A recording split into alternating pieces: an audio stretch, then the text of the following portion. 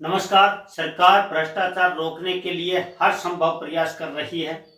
भ्रष्टाचार रुकने का नाम नहीं ले रहा है। मनोहर लाल ने मुख्यमंत्री रहते हरियाणा में भ्रष्टाचार, तबादलों में, नौकरियों में रोकने के भरकस प्रयास किए और बहुत हद तक वो प्रयास सार्थक भी हुए हैं।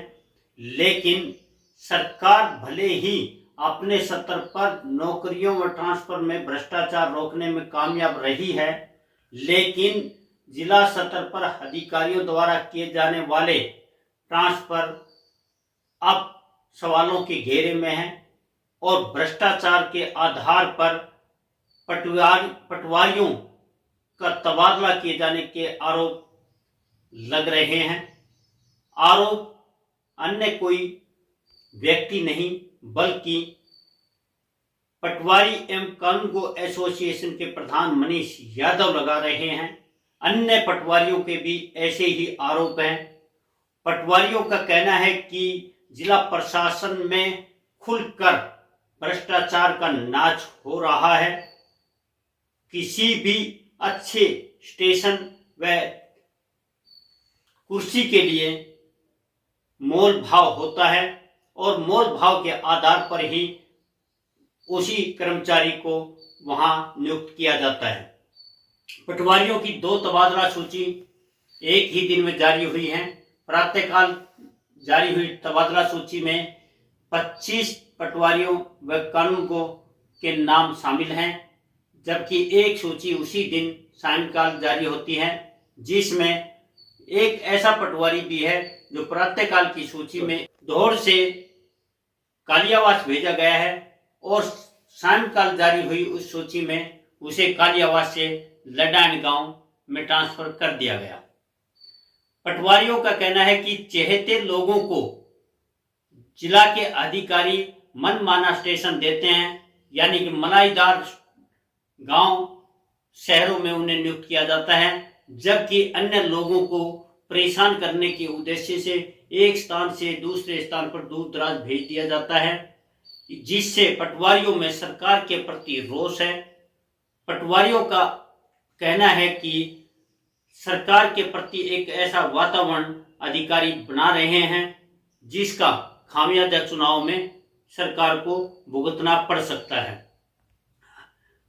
पटवारी एवं कानूनगो एसोसिएशन मनीष यादव प्रधान से भी हम आपकी अभी बात कराएंगे, जिसमें सारे मामले से पर्दा उठेगा और ऐसा एक अकेले मनीष नहीं बल्कि बहुत सारे पटवारियों के आरोप हैं कि पटवारियों पर भ्रष्टाचार के आरोप लगते हैं, लेकिन हकीकत में जिला के अधिकारी हैं वो इस भ्रष्टाचार को बढ़ावा दे रहे हैं।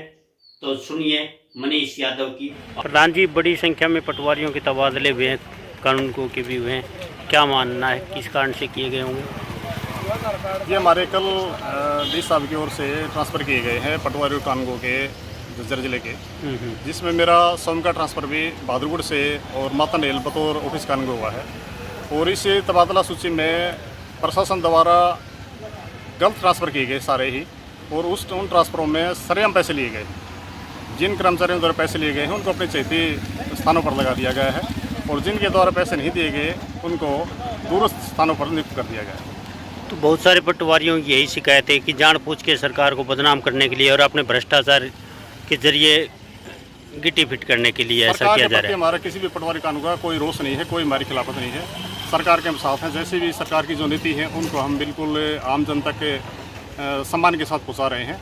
लेकिन जो प्रशासन है, प्रशासन की अपनी खुद की नीति बनाई हुई और उस नीति के तहत हमारे कर्मचारियों को ज़बरदस्ती भ्रष्टाचार में संलिप्त कर रहे हैं। उनसे ज़बरदस्ती तय करते पैसे कमाओ और पैसे दो, सिर्फ पैसे लिए सारा काम करते, खुल्लम खुला पैसे लेते हैं। और इस बात के लिए कहीं भी अगर सीएम साहब से या माननीय अपने जो डीजीपी साहब हैं शत्रुजीत कपूर जी, उनके सामने मैं लिखित में दे सकता हूँ या खुले पैसे चलते हैं।